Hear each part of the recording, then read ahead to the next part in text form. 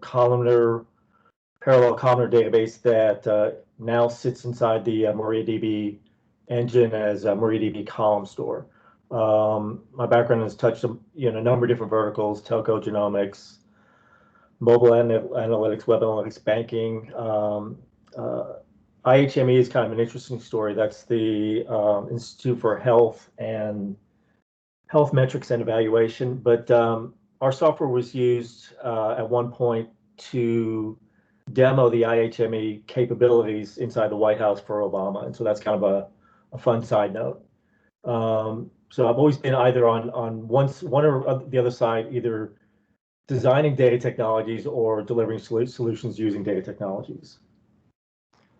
We'll jump into DuckDB. This is the lead-in from the paper that was written by Dr. Mark Rosvelt and Dr. Hannes Muhlsen that starts to describe it, and there's a visual here, which it's the idea that there's embedded technology. SQLLite is by far the most embedded technology or most embedded database technology, but it doesn't really do analytics lab capabilities. And then there's solutions for traditional standalone database technology. They're looking to sort of fill this gap and deliver the best possible performance in a package that's as tiny as possible.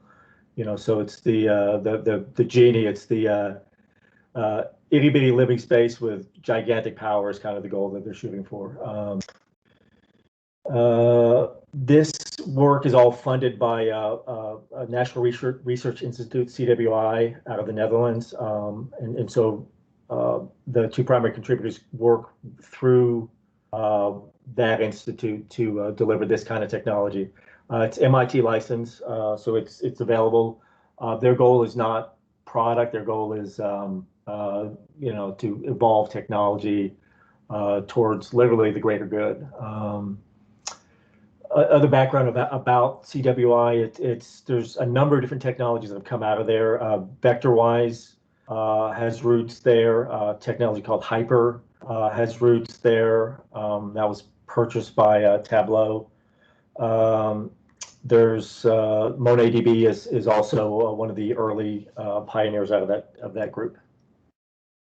And so these two contributors have worked with a number of the professors that were involved in those other technologies. And so this isn't an effort that's sort of from ground zero, but instead they built on top of learnings from these other exercises, these other implementations. A little bit about SQLLite. It's installed everywhere. If I look around my room, I've got probably at least 4 or 5 places just where I'm sitting right now. Because it's on every phone, Mac, Windows, Firefox, Chrome, Safari. It's on your TV, your smart TV. And per their website, they talk about 1.2 trillion installs reported. So it's definitely ubiquitous. It's everywhere. The set of terms that we talk about here, this is how SQLLite talks about their technology: small, fast, reliable, multi-platform. And what that means is that it works the same and behaves the same, and actually interoperates between Linux and Mac and Windows environments. And so you can actually take a data file that was created with SQLLite on Windows and drop it into Linux, and it works. It just works. And so these are all components of that. We'll talk through in more detail these. I put an asterisk by fast. When we talk about SQLLite and DuckDB, DuckDB is definitely focused in a different area. So while it has goals to be embedded and ubiquitous, it's targeted to be fast for analytic workloads and not the day-to-day workloads for SQLLite. And so they're really evolving into different technologies. We go back to this picture. It's not intended to be replace SQLLite, but instead to extend what's possible with embedded architectures.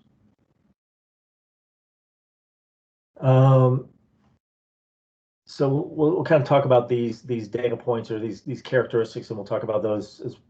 Use this framework to talk about the technologies. Performance differences for analytics is what we're talking about here.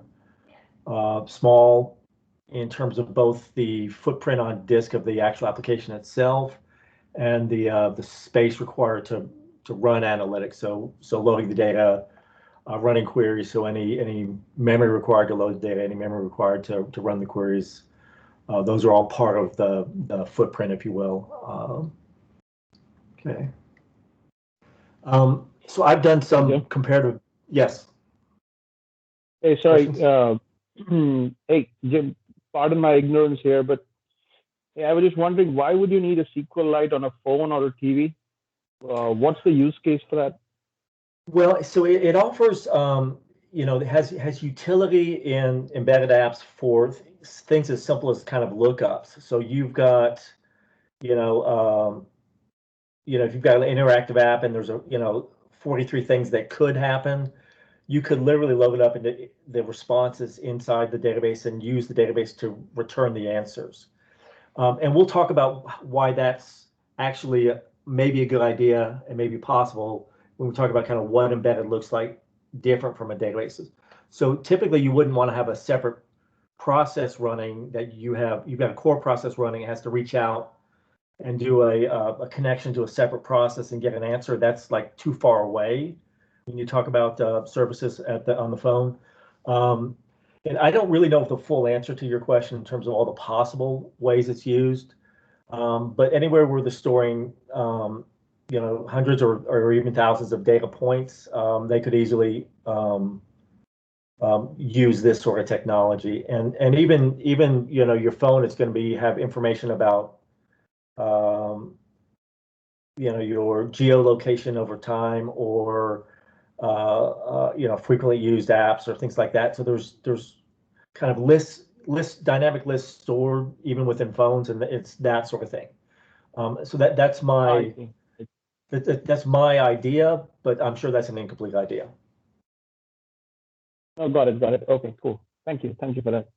And that's a good question. We'll come back to that. There's a graphic that we can talk about at a little more depth later.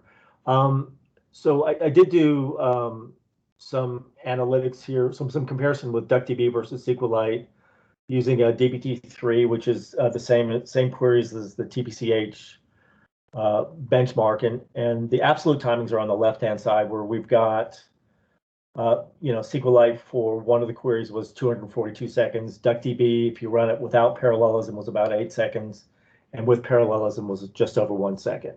And so, there's a lot of detail here, and I don't want to walk through all the individual numbers, but you get a sense that many or most of the SQLLite queries are triple digits, hundreds of seconds or more, and I think there's only about 3 or 4 or I guess 1, 2, 3, 4 of the DuckDB queries with parallelism that are near 5 seconds.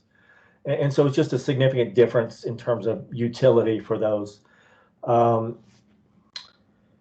And the graph to the right is sort of the speed up, right? So if we look at the numbers, this is saying query 1 is 29 times faster with 1 thread and 217 times faster with 8 threads.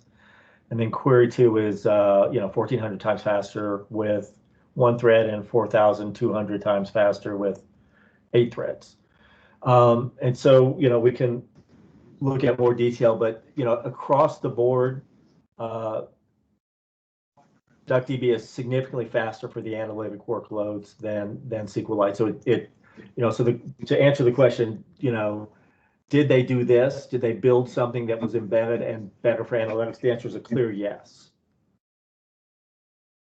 I think the closest one, there's like query 22. It's actually about almost 2 times faster with 1 thread and almost 3 times faster with 3 threads. So there's going to be some use cases where they're close, and definitely some use cases where the performance is very far apart.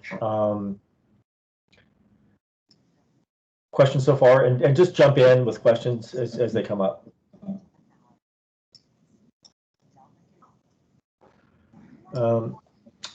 There's background information on how this test was set up and on the environment and everything like that at that URL, but the general takeaway here is that yes, it is fast for analytic workloads.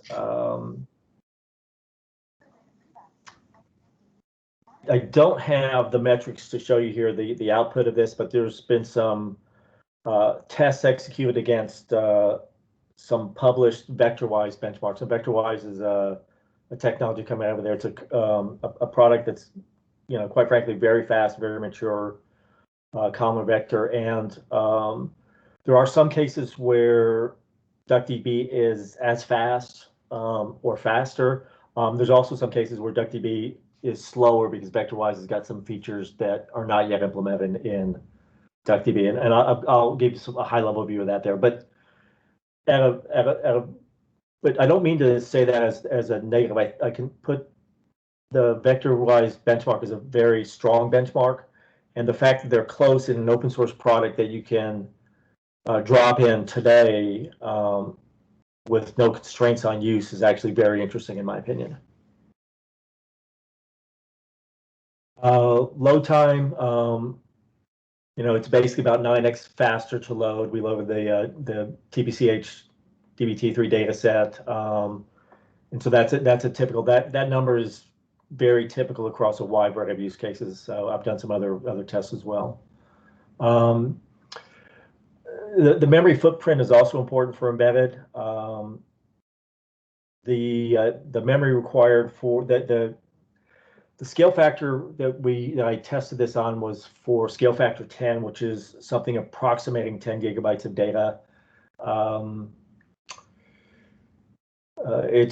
Let's see, 10. It's about 60 million rows of data. It's a line item in orders for kind of a retail system, but it's about much smaller in terms of memory utilization for this kind of workload versus DuckDB. So it's a much better answer here for analytic workloads. And it's actually very easy to use. So it's pip install DuckDB to install it. So it just installs as a library. You can actually do a hello world here with 4 statements. And so at the bottom, I grabbed a data file from a Kaggle that's got some recent data on world vaccination progress, right? So current topic. Within Python, I did an import DuckDB, sets up the library. I created a cursor or connection to the database. And the syntax here is, I could actually say connect, open paren, close paren, and it's going to have the same defaults. But this sets database equals memory, read only equals false. And so the other options here are database equal file. So you can basically point to a specific file. And now that file is there. So when we talk about it runs in memory or from file system, this is exactly how you do it. You just include a file or you don't. And that's what makes it run in memory versus not in memory. Read only equals false, read only equals true. There is a constraint here that everyone should understand about this use of the embedded database is that you can only have one write process into this database. So, and we'll talk about use cases in more depth as we get further into this, but you would not want to use this for transactional workloads. It just won't work. The idea is that you've got analytic workloads where you're potentially got a single load, a single write process into that. Now it can be parallel within that process, right? So you can have multiple things being loaded at the same time, and potentially many readers, and this supports that model. So import, then connect, and then the next statement, there's a little bit of wrapper here for Python, and so if you're not familiar with Python, you can just ignore the cur.execute, but basically just create table as select star from, and this is just a utility that's provided read underscore CSV, and then a file. So basically I said create table pointing to this file, and then I said header equals 1 because there's a header row included, and auto detect equals 1. And so what happened there is actually it created the table, it looked at the header and created the columns with the names that match the header, and it looked at the data itself and created data types that matched the data, right? And so it did all that behind the scenes for me. So I didn't have to do any DDL to create the table. Instead, I just created it on demand on the fly. So it's very easy to use from that standpoint. And if we look at the select statement here, the country is one of the fields that was, identified the total vaccinations per 100 is one of the fields I've identified, and total vaccinations greater than this value is all. These are all three of the fields identified. And then you can just run the query, and again, this print cur.execute is just Python overhead, but internally it's just an SQL statement and returning the results. And so we see that Israel is leading the progress in terms of I just picked, so what's the highest number of vaccinations per 100 people, across all the different dates that were available for locations where they had at least 100,000 vaccinations. And so that's this list that shows up. And so you see, certainly which ones are leading. But that's how easy it is to use. There's corresponding syntax in R, in Java. You can embed this into a C library, C++ library. All of these work, and it's just this simple to use. Questions on this?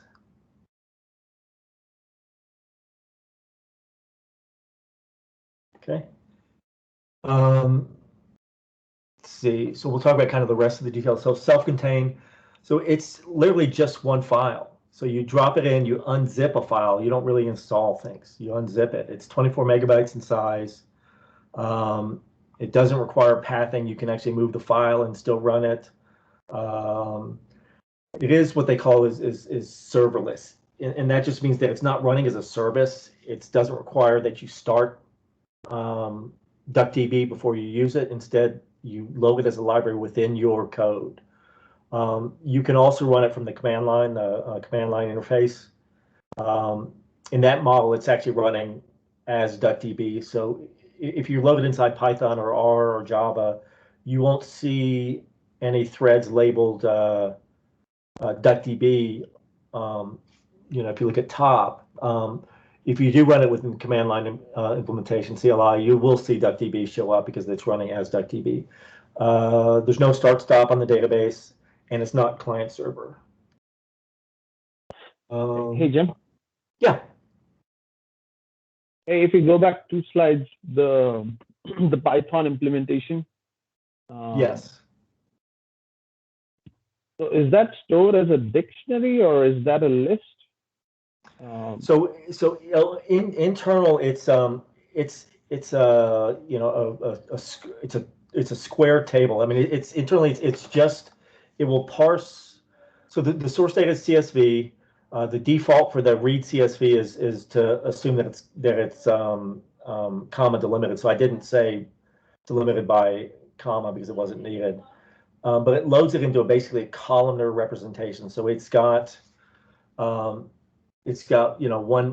file that can, or one access that's just a list of countries, one access it's a list of vaccinations per 100.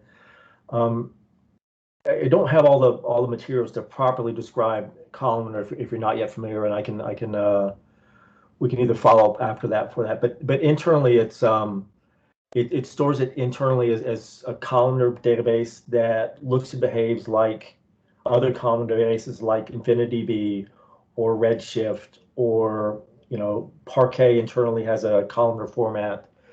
So it's a similar style format internally than those. It does do additional things. So it's got metadata that lets you do data skipping. So it's kind of beyond just a kind of a list, if you will. Did I answer the question? Yeah, I got it.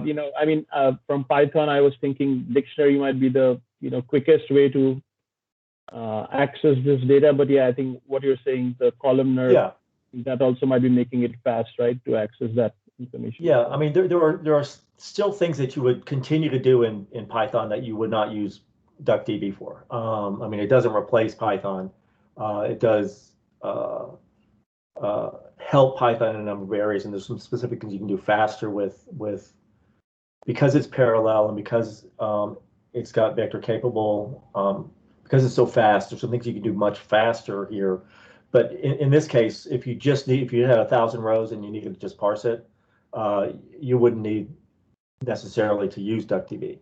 If you had a billion rows, you're likely going to be much faster with DuckDB than trying to do it alternatively.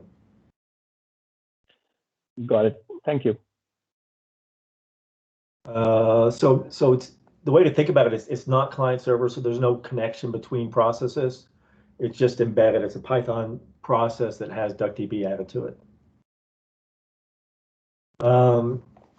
And so here we can kind of talk a little bit more about some of the advantages of embedded. It's the fact that you can have your process talking to the database without doing serialization, deserialization, process to process connections is much faster. So you realistically, if you have your phone or some device like that, you would never have two processes talking to each other. Everything's moving inside the same process, and that's what happens with DuckDB. One thing that's kind of interesting, though, it is fully parallel inside DuckDB.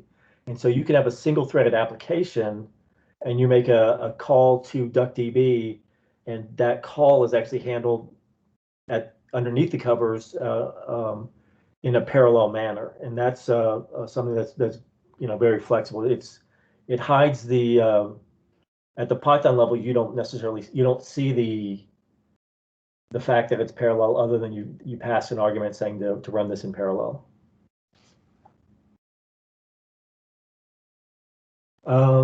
This is kind of an interesting example, and there's some follow-up there if you're interested that talks about this. But so this is just a copy select from file to file. So it's reading from a file and writing to a file. In this case, it's Parquet.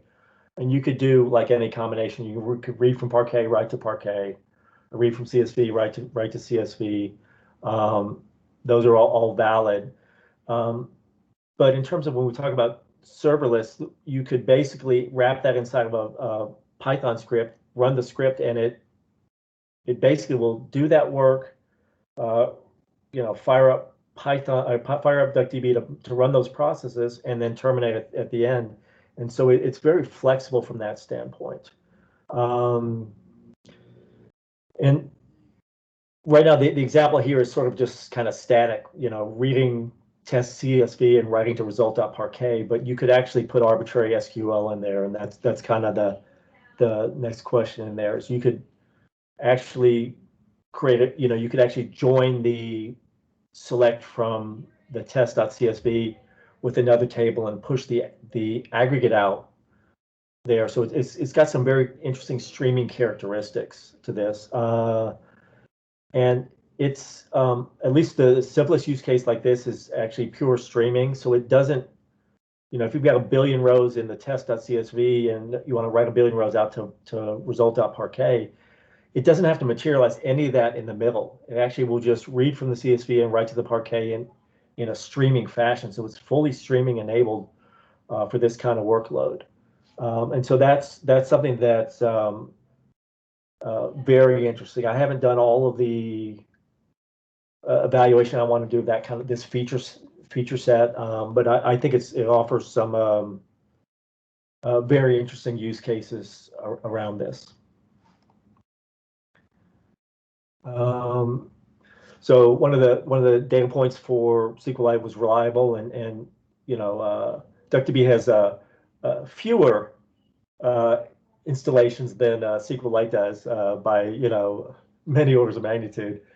And they're pre-production. They've got a list of ongoing projects, test suites. In my experience, it has very predictable behaviors. Right, so it runs and it just runs and it works with the SQL, and if you change the SQL, it still works. That said, if you want to use it in your production environment, test in your production environment with your use cases. But my use case is what it does consistently is my takeaway. Inside the engine, it actually has support for Windows functions. It runs TPCH and TPCDS query syntax. I think it might be 99 out of 100 on the TPCDS. There's something like that. That I don't know for sure which number that's at, but it supports a wide variety of SQL syntax without any problem at all. So it's very flexible, very deep. Subqueries, correlated subqueries, inner join, outer join, full outer join. arbitrary expressions. There are libraries to add your homegrown functions, and whether they're scalar functions or aggregate functions, you can do either one. So it's highly extensible from that standpoint. From working with talking to Mark and Hannes about the project, basically they built features first. And what I mean by that is that they had before they built parallelism, they had built in full support for window functions in TPCH and TPCDS. And so they made sure they had a very wide support before they got really fast at that. And so they're in the process of continuing to get faster. And quite frankly, they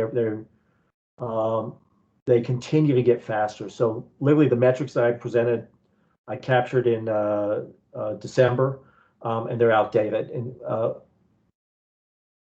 DuckDB is actually much faster than I showed you against SQLLite. It's continued to improve. At the time in December, it kind of sort of maxed out at about 8 threads, was as fast as you could get. You started to get diminishing returns with 16 threads, but they fixed that in late December, and now you can scale up to 64 threads with a very near linear performance experience. It embeds in all these libraries. There's third-party app wrappers for additional languages as well. Just this is kind of an overview of why it's fast, but it's vector, column, and parallel, and those three are kind of like tier 1 level performance enhancements. The vector and column. So vector is the idea that I want to make sure that when I've got the CPU, when it's doing an instruction, it's doing the same instruction many times. So it doesn't have to like change context and go work on, first parse a string and then convert it to a number or convert it to a date.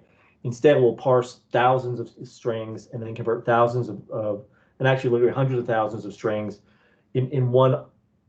They'll basically iterate on the same instruction, and then the columnar allows for column-friendly operations. So when they won't inside, they've got a unit of work that's about 100,000 rows. Within that, they'll do one instruction across all the data values in that one column, and then they'll go to the next column if that's what the SQL requires. And do that. So they minimize the instruction cache miss, and they minimize the data cache miss because they know the data access patterns are very predictable because they want to process 100,000 of these at a time, and so it will the CPU can know that it's reading in a sequential pattern through this column of data, and it allows for very efficiency. So these three things allow for a very fast operations. It's got additional things in there. It's got some very effective thread scheduling, effective parallelization. They talk about the idea of a vector volcano model, and I started to talk about it when I talked about 100,000 rows at a time. But the idea is that traditional database systems might have a vector. A volcano model, which means that they take one row. And first they'll transform a date, and then they'll do a substring, and then they'll do any whatever operation is required, but they'll basically chain that one row and pass one record at a time through many different operations. And so that means that it's sort of the worst case for analytic workloads because the threads are constantly changing context on the operation they're doing. But the vector volcano is basically the description of the idea of working on a batch of rows at a time, and we're doing it in a way that's as efficient as possible. All of this kind of delivers this near linear scalability. My take on how close they are to scalability is they can achieve near linear scalability for single table operations. When you get into 3, 4, 5 tables being joined together, they have a lower scalability. And to give an example, kind of, for linear scalability, if a scan with one thread takes 64 seconds. It might be that with 64 threads, it takes 1.1 seconds or 1.4 seconds. So it's near linear. If you talk about kind of a 3, 4, 5 table join, it might be that it goes from 64 seconds to 5 seconds as you get to 32 threads in place. Correlated subqueries, they tend to not get faster depending on how much of the work is involved in this correlated subqueries. It's a known issue that's understood by the team. But just to give you guidance on what works fast and what doesn't so far. They've got data skipping, so that's, there's other terms people use to describe that, but it's like zone maps. So it's the idea that if you've got data loaded by date, for example, and you're looking for a specific, this month or last month, you can allows the system to ignore all the other data for the other months or other years. And so that data skipping is in place, and it's they've got it set up so it runs pretty transparently and through a pretty good number of use cases. So that's there. The next two ones are talking about kind of like transforming SQL to be efficient. And so the idea that subqueries can sometimes be transformed into standard joins. You can have things that are unions, or that can be, the query rewrites are possible. And then I say predicate reuse, push down, pull up. But the idea, if you've got a filter, if it can be applied, let's say you've got a filter on table A, under some circumstances, if that filter is on the join key and you join to table B, you could actually apply the filter to table B. And so it understands that logic. It can push it down. For example, if you're using Parquet, it'll push down the predicate so that the scan of Parquet understands the predicate and uses that. Also pull up, which is the idea that sometimes you've got a predicate in, like, for example, a group by aggregate function. Under some circumstances, you can actually rewrite the SQL to use that. But those are things that came from their background. So we talked about they use the term they built on the shoulders of giants in terms of the previous technologies that came out of CWI. So they use some of the best of breed query optimization capabilities that came out of these other engines. They've got some highly tuned hash aggregation. They had a version 1 that was good, and they implemented a version 2 of the hash aggregation that's very fast. Node roadmap stuff.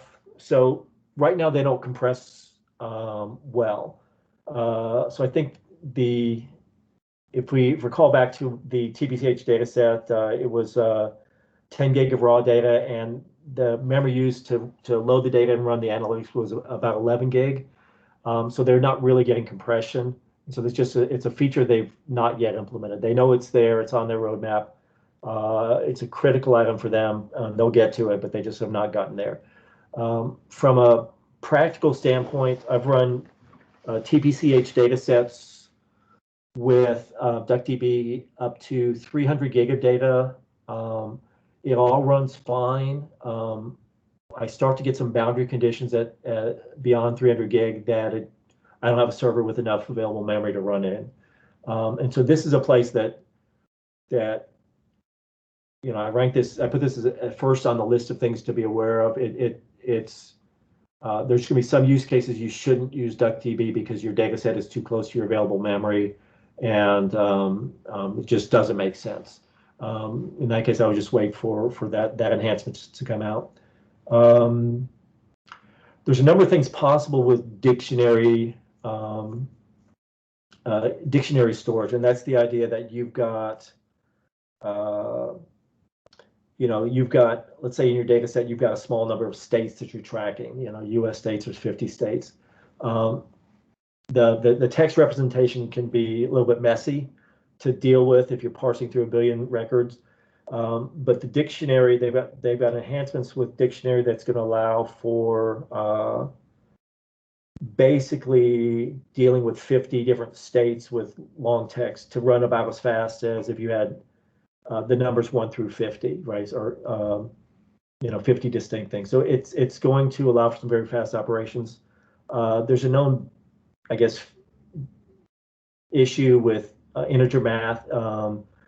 If you're adding up a billion integers, it uses a huge int. It uses basically conservative math to make sure that it always returns the right answer, and that slows things down. And so that's something that they're working on. I think I talked about earlier the subquery. They run fast, but they don't scale, linear scaling, and so that's something we're working on. So late materialization is something they have a design for, but not yet an implementation. And this is a small, it's a detail within common databases that's sometimes useful. It's the idea that if you've got, let's say, 5 filters and 4 columns that you want to aggregate on, with DuckDB, they'll actually materialize the 5 filters plus the 4 aggregate columns like all together, and they'll ignore the rest of the table, and they'll be efficient from that standpoint. But other systems might actually materialize each of the columns in sequence, and if the final output is, for example, 1 row or 10 rows, it might do less work to build the 4 additional columns. And so it's just a specific optimization that they've not yet put in. And the optimizer doesn't currently have the right statistics to make the best, to define the best join sequence. So my workaround for when I've been using it is to basically figure out multiple tables in the join to order it from largest to smallest, left to right. Okay, so this is kind of here. Let me open up the questions, and then we can do a quick tour of how to find things at DuckDB. But let me open up the questions first.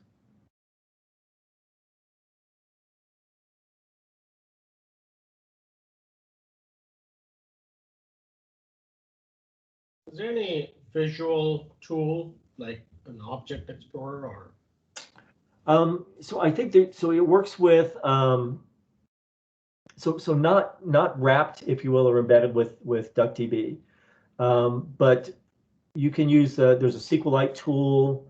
You can use JetBrains has a tool that has capability to navigate and use this. So it doesn't have so it doesn't have by itself its own, but it actually, when you think about DuckDB running as a command line, it's actually running. It uses SQLLite to make a client connection from that standpoint, and so any tool that works with SQLLite will also work with DuckDB, and so that's they didn't build their own because there's actually many tools that you can use to work with DuckDB. And so, being in Microsoft's backyard, what, if any, has their position been on DuckDB? So I don't have an answer. So that's something I just not privy to. It's the project itself is, it's open source. It follows kind of a pattern that CWI has done in terms of the MonadDB technology, the VectorWise technology, the Hyper technology, and so I don't know their position, of course, but I do know that a number of the technologies that are inside Microsoft are actually share at least conceptually architecture points with MonadDB or VectorWise or Hyper. So I'm sure that people at Microsoft know who CWI is and what they're working on. Hey Jim, apologies if I missed this. I saw the import formats you showed, CSV and Parquet. Did you say that the export formats are equivalent? So CSV, Parquet. Yeah, David, and yeah, absolutely. And they're actually very very friendly with Parquet, and And they've actually worked with Wes McKinney, Versa Labs, and they've got vision to be highly aligned with both Parquet and the Arrow format. Thank you. And then Jim, earlier you mentioned something about having an instructions cache. So does the query get more and more optimized over time? No, so that I may have given a too quick of a explanation. So I'm talking about sort of, this is sort of at the CPU. So at the Intel CPU level, when you think about the processor itself, executing an instruction, right? So what we mean there is that there's been historical studies that show like traditional database. So like if you look back 5 years or 10 years, that traditional databases are like 95, 98, 99% basically dealing with either a data miss situation or an instruction miss situation, which means that the CPU has to constantly swap out, okay, what's my next piece of data? Okay, what's my next instruction? And it's constantly changing that context. And that makes it run slow. And so when you talk about vector and columnar, those are two technologies that change that model. This is all the way at the Intel, at the CPU level, so that it minimizes how many times it has to change the instruction it's working on. And then its access pattern to the data is such that the CPU, the pieces outside the CPU can feed it fast enough, right? So it's got one fire hose into the CPU and it's just delivering one column, 100,000 rows at a time. And it knows where the next column is. And so it just writes it that way. And so this is just, this is just at the CPU level. And that's by far a very incomplete description of what's actually happening, but at least an abstract level, it's the idea to make the CPU itself efficient. Okay. And then I promise this is the last one. Yeah. So I get that you actually, just before you continue, Jim, your screen is obscured. Okay. Sorry. Give me a second. I have to figure out something about that. Okay, go ahead. I think it should be better here. I can't, for some reason, if I went the chat up, then That's good. Screen's gone. So, Thanks. but go ahead. Next question. Oh, so I was wondering, like, I understand that you're building this assembly pipeline, so you're not switching context or going. So what would be the use case of going at a tuple level calculation anymore? Because maybe vector is the way to go. Yeah, so it sort of depends on your scope of work. So for transactional workload, I mean, if you ever have a transaction, it only cares about a tuple, right? In many use cases, or a small handful of tuples. And so it's not changing its mind about data that many times. But when you talk about many analytics workloads, it has to do the same thing against, 1 million or 1 billion rows. And so it just depends on the workload. So transactional doesn't really need vectorization. Analytic gained some significant improvement from vectorization. Thank you. Thank you.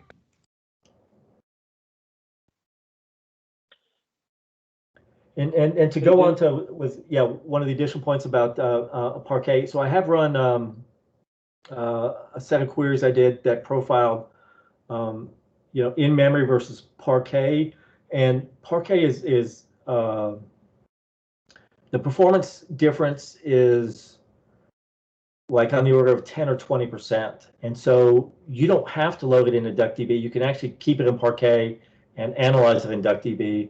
And so you don't necessarily have to make a step. You don't have to step away from Parquet to take advantage of DuckDB. Interesting. Is that documented in some of the resources you listed? Because that's I don't have that. Yeah, so I apologize if that's not there. I'll look to see if I can get something pushed out next week or two there. But it's yeah, I don't have it, so I don't have a clear answer for you on that. But I think I can get something pushed out. All right, thanks. Hey, Jim. So I'm wondering if a website has a need for an embedded database, do they utilize SQLLite, or DuckDB kind of a database? So them, yeah, I think this is kind of so I mean, this is sort of answering the question, or asking the question, will DuckDB replace SQLite? And the answer is probably no, because there's all sorts of use cases that SQLite solves completely, right? And it works, right? So your phone works, my phone works, and they're not going to go and change that. And you really don't need to do significant analytics on what's going on in your phone. You probably don't want to know. It might be too scary to find out. So it's not. I think that I would start with like what kind of. I wouldn't say that you would use it for a website like by default. I would start to say that I'm starting to ask questions, or the size of the data is starting to be a problem with SQLite. What else can I do? I think that's maybe the better way to think about it. Do you envisage use cases at sort of edge servers for analytics, this kind of stuff? So I've got a couple visions for what I think might happen with this technology. And by the way, I'm not, I have an interest in it, but no direct relationship with any individuals. So I think that it solves, many, laptop size analytics use cases very cleanly, in my opinion. So if you are, doing something on your laptop and and it starts to get slow because you're trying to do some complex or interesting analytics, this may be faster than, purchasing or downloading some software. It might be just the easiest way to do it. I think there's some long-term things that are interesting that are not currently in their roadmap, that the idea that you can integrate distributed systems through their vector volcano model. And what I mean by that is that in theory, you could take, you could have a distributed farm of analytic DuckDB processes, available on, on whatever their devices they're running on. And you could have them do partial work, and then the work gets merged into a final, a localized DuckDB under some use cases. So I think that's a theoretical possibility, not something they're actively working on right now. But at some point in time, if the adoption continues for this technology, such that it's available, let's say on, so one implementation I'm aware of is sort of like oil field metrics or devices. So basically, you can have something that's taking data points from, how full a tank is out in an oil field, every 10 seconds. And so it collects data over time. And in theory, you could, if it was embedded on that device, you could actually run analytics against that device. But you could also, and that's would be available short term. Long term, you could, basically make a call from a local DuckDB and merge the results from all the tanks that you have devices on. And so that's future, but I think that's a possibility. And I think there's another possibility around the idea that this is kind of an efficient ingest/transform mechanism. So you could easily build pipelines that read files and do appropriate transforms, and then make it useful for, inside your traditional data warehouse environment. So I think that's another possibility.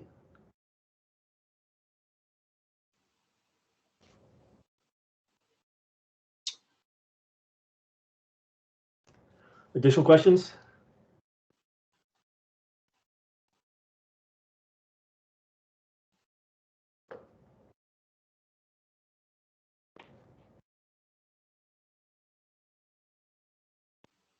Okay. I appreciate everybody hanging out this evening, I guess. Do we have a wrap up that we want to do, Chaitanya? Yeah, so I guess if there's no more questions, then, we want to thank Jim for the presentation today. And I think that was a lot of very detailed knowledge of how to, how it's optimized, and seems like a very general purpose database that can be used too. And so this talk has been recorded. I will be posting the recording on the Meetup website.